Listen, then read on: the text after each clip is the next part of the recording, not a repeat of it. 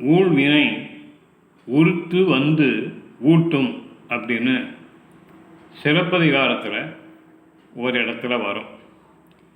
இந்த வார்த்தைக்கு அர்த்தம் என்ன அப்படின்னா, நம்ம பல ஜென்மங்களில் செய்த பாவ புண்ணியத்துக்கு தகுந்தாக்குள்ள நம்மளுடைய கர்மா நிர்ணயிக்கப்படுது.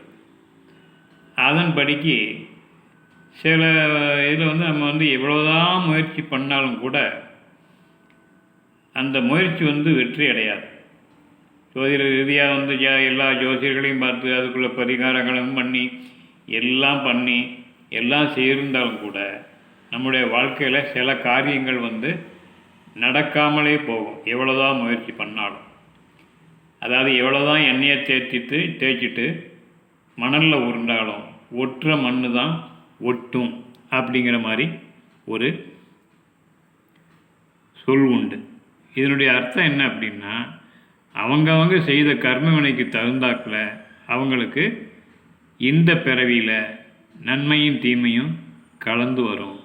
அதை யாராலையும் மாற்ற முடியாது.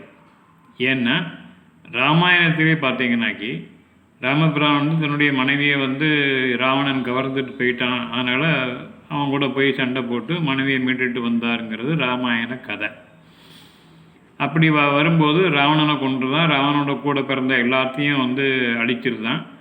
ராமர் அடித்து முடிச்சுட்டு அதுக்கப்புறம் சீதையை மீட்டு மறுபடியும் அயோத்தியில் ஆண்டு ராமராஜ்யத்தை படைச்சி சிறப்பாக ஆண்டு வாரார், தர்மத்தை நிலைநாட்டுறாருன்னு நம்ம கதைகளில் படிக்கிறோம். அப்படி வரும்போது இந்த மாதிரி ராவணனை அவங்களுடைய சகோதரர் எல்லாத்தையும் அடிச்சுட்டு வரும்போது பிரம்மகத்தி தோஷம் ராமருக்கு வந்துடுது.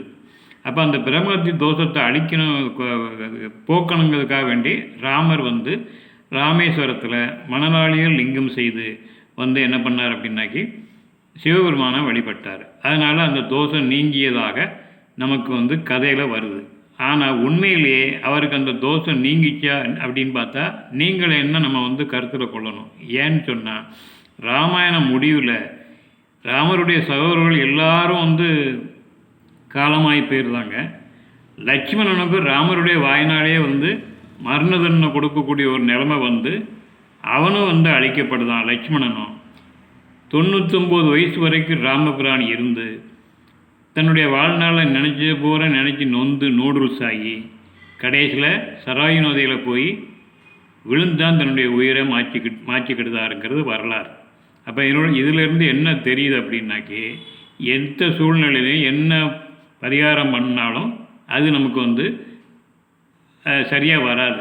எப்படின்னா, போன ஜென்மத்தில் செய்த கர்ம வினைக்கு தகுந்தாக்களை தான் நமக்கு இந்த ஜென்மா அமையும். நன்றி, வணக்கம்.